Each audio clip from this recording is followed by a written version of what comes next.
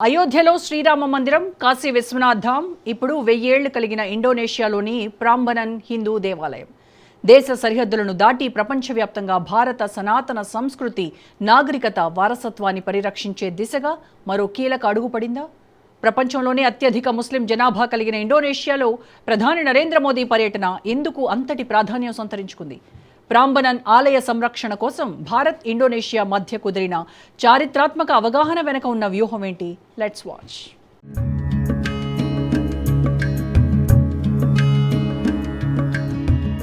విశ్వవేదికపై సనాతన ధర్మ జెండా మరోసారి రెప్పరెప్పలాడింది.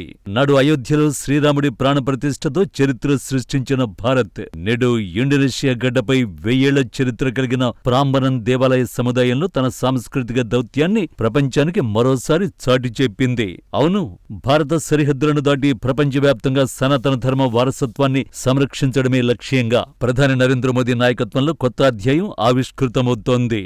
ఇండోనేషియా పర్యటనలో భాగంగా ప్రపంచంలోని అత్యంత ప్రసిద్ధి చెందిన ప్రాంబనన్ హిందూ దేవాలయ సముదాయాన్ని ప్రధాని మోదీ సందర్శించారు.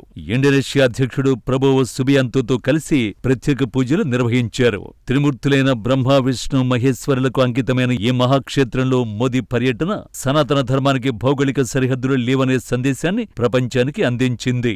గమనించాల్సిన అంశం ఏమిటంటే, బీజేపీ సిద్ధాంతంలో అత్యున్నత ప్రాధాన్యత ఎప్పుడూ ధర్మం, సంస్కృతి, నాగరికత పరిరక్షణకి ఇవ్వబడుతోంది.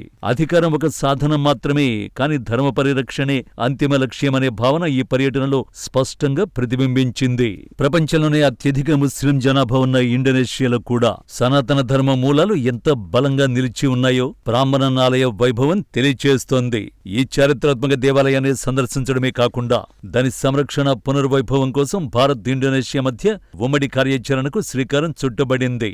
ఇందుకోసం ఇరు దేశాలు లెటర్ ఆఫ్ ఇంటెంట్ పై సంతకాలు చేశాయి. విదేశీ గడ్డపై ఉన్న భారతీయ సాంస్కృతిక వారసత్వాన్ని పరిరక్షించేందుకు భారత్ తీసుకుంటున్న చొరవకు ఇది మరో నిదర్శనం. 47 మీటర్ల ఎత్తైన శివాలయ గోడలపై చెక్కిన రామాయణ, మహాభారత శిల్పాలు ఆగ్నేయాసియాలో ఒకప్పుడు వెలుగొందిన భారత నాగరికతకు సజీవ సాక్ష్యాలుగా నిలిచాయి. విదేశీ దండయాత్రలు, ప్రకృతి విపత్తుల కారణంగా దెబ్బతిన్న ఈ చారిత్రాత్మక ఆలయానికి మళ్లీ పూర్వ వైభవం తీసుకురావడానికి భారత్ ముందుకు రావడం కేవలం దౌత్య చర్య మాత్రమే కాదు, సాంస్కృతిక బాధ్యతగా కూడా నిలుస్తోంది. ప్రధాని మోదీ నాయకత్వంలో భారతదేశం తన ప్రాచీన వారసత్వాన్ని ప్రపంచ వేదికపై మరింత గౌరవప్రదమైన స్థానంలో నిలబెడుతున్న తీరు ఈ పర్యటనతో మరోసారి స్పష్టమైంది.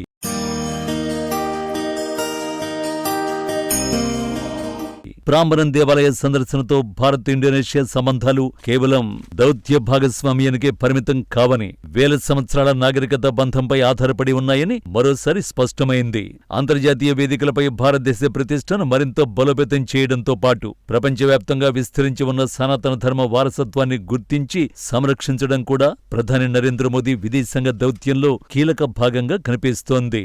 ఇండోనేషియా పర్యటనలో భాగంగా ప్రధాని మోదీ జావా ద్వీపంలోని ప్రసిద్ధ ప్రాంబనన్ హిందూ దేవాలయ సముదాయాన్ని సందర్శించి ప్రత్యేక ప్రార్థనలు నిర్వహించారు. మాతారాం హిందూ రాజవంశ కాలంలో నిర్మితమైన ఈ ఆలయ సముదాయం కాంబోడియాలోని అంగ్కోర్ వాట్ తర్వాత ఆగ్నేయాసియాలో రెండవ అతిపెద్ద హిందూ దేవాలయ సముదాయంగా గుర్తింపు పొందింది. ఇండోనేషియా అధ్యక్షుడు ప్రభువో సుబియాంతోతో కలిసి హెలికాప్టర్లో ప్రయాణిస్తూ ఈ ఆలయ సముదాయాన్ని వైమానికంగా వీక్షించిన ప్రధాని మోదీ అనంతరం ఆ దృశ్యాలను ఎక్స్ వేదికలో పంచుకుంటూ ది మెజెస్టిక్ ప్రాంబనన్ టెంపుల్ అని అభివర్ణించారు. ఈ పర్యటనలో మరో కీలక అంశం ఏమిటంటే, భారత్, ఇండోనేషియా మధ్య సాంస్కృతిక సహకారానికి మరింత బలం చేకూర్చే ఉమ్మడి సంరక్షణ ప్రాజెక్టుకు ఇరు దేశాలు అంగీకరించాయి. ఇందుకోసం లెటర్ ఆఫ్ ఇంటెంట్ పై సంతకాలు జరిగాయి. ఒకప్పుడు రాజకీయ పరిణామాలు, మౌంట్ మెరాపి అగ్నిపర్వత విస్ఫోటనలు, ప్రకృతి విపత్తుల కారణంగా ఈ దేవాలయం తీవ్రంగా దెబ్బతిన్నప్పటికీ ఇప్పుడు భారతదేశం తన సాంకేతిక నైపుణ్యం, పురావస్తు అనుభవంతో పునర్వైభవాన్ని తీసుకురావడానికి ముందుకు రావడం విశేషంగా మారింది. రామాయణం, మహాభారతం కథలను అద్భుత శిల్పాల రూపంలో ప్రతిబింబిస్తున్న ఈ దేవాలయం భారత నాగరికత ఆగ్నేయాసియాపై చూపిన సాంస్కృతిక ప్రభావానికి సజీవ సాక్ష్యంగా నిలుస్తోంది. ఈ కార్యక్రమం ద్వారా సాంస్కృతిక దౌత్యాన్ని మరింత బలోపేతం చేస్తూ ప్రపంచ వారసత్వ పరిరక్షణలో కూడా భారత్ తన బాధ్యతను చాటుతోంది. ధర్మం, సంస్కృతి, నాగరికత పరిరక్షణను విదేశాంగ విధానంతో సమన్వయం చేస్తూ మోదీ ప్రభుత్వం ముందుకు సాగుతోన్న తీరు ఈ పర్యటనతో మరోసారి స్పష్టంగా ప్రతిఫలించింది.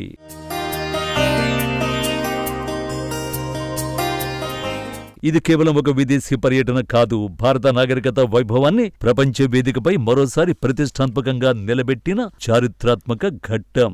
ప్రపంచంలోనే అత్యధిక ముస్లిం జనాభా కలిగిన ఇండోనేషియాలో దాదాపు 40 హెక్టార్ల విస్తీర్ణంలో విరాజిల్లుతున్న ప్రాంబణన్ హిందూ దేవాలయ సముదాయాన్ని సందర్శించడం ద్వారా భారత సాంస్కృతిక వారసత్వానికి ప్రధాని నరేంద్ర మోదీ కొత్త అంతర్జాతీయ ప్రాధాన్యతను తీసుకొచ్చారు. 240 ఉపాలయాలతో విస్తరించిన ఈ అద్భుత దేవాలయ సముదాయం ఆగ్నేయాసియాలో ఒకప్పుడు సనాతన ధర్మం ఎంతటి ప్రభావాన్ని చూపిందో నేటికి గుర్తు చేస్తోంది. మోదీ ప్రభుత్వం ప్రారంభం నుంచి అనుసరిస్తున్న ప్రధాన సూత్రం ధర్మో రక్షతి రక్షితః.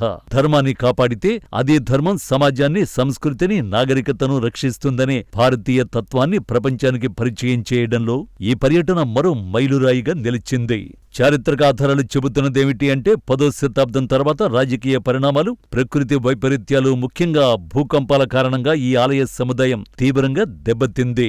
డచ్చి పాలనలో కొంతమేర పునరుద్ధరణ జరిగినప్పటికీ సంపూర్ణ వైభవాన్ని తిరిగి పొందలేదు. ఇప్పుడు భారత్ ఇండోనేషియా సంయుక్త భాగస్వామ్యంతో ఈ చారిత్రక వారసత్వానికి పునర్వైభవం తీసుకురావడానికి చర్యలు ప్రారంభమవుతున్నాయి.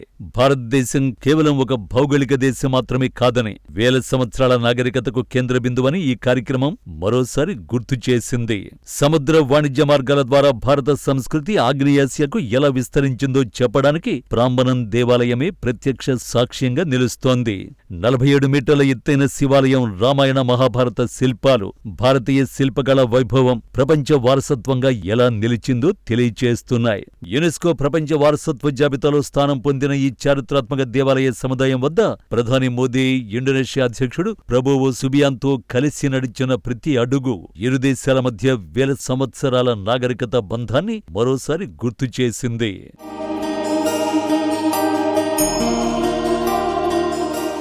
మాతారాం రాజవంశానికి చెందిన రాజు రాకై పికాటన్ ప్రారంభించి అనంతరం లోకపాల మహారాజు పూర్తి చేసిన ఈ అద్భుత దేవాలయ సముదాయం భారతీయ శిల్పకళ, వాస్తు సంప్రదాయం, సనాతన సంస్కృతికి నిలువెత్తు నిదర్శనంగా నిలిచింది.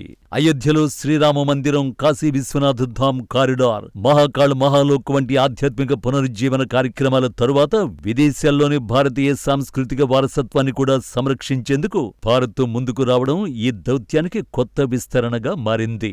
భారత్ ఇండోనేషియా మధ్య కుదిరిన సంరక్షణ సహకార ఒప్పందం కేవలం ఒక దేవాలయ పునరుద్ధరణకే పరిమితం కాదు. శతాబ్దాలుగా కొనసాగుతున్న సాంస్కృతిక అనుబంధాన్ని మరింత బలోపేతం చేసే చారిత్రాత్మక అడుగుగా నిలుస్తోంది. రామాయణ గాథలు భారతదేశానికే పరిమితం కాకుండా ఇండోనేషియా ప్రజల జీవన విధానంలోనూ భాగమై ఉండడం సనాతన సంస్కృతి ప్రభావం ఎంత విస్తృతంగా వ్యాపించిందో తెలియచేస్తోంది. సాంస్కృతిక దౌత్యాన్ని విదేశాంగ విధానంలో భాగంగా మలుస్తూ ప్రపంచవ్యాప్తంగా భారత నాగరికత వారసత్వాన్ని గౌరవప్రదమైన స్థానంలో నిలబెట్టే దిశగా ప్రధాని నరేంద్ర మోదీ నాయకత్వం మరో కీలక అడుగు వేసిందనే విషయాన్ని ఈ చారిత్రాత్మక పర్యటన స్పష్టంగా చాటి చెబుతోంది.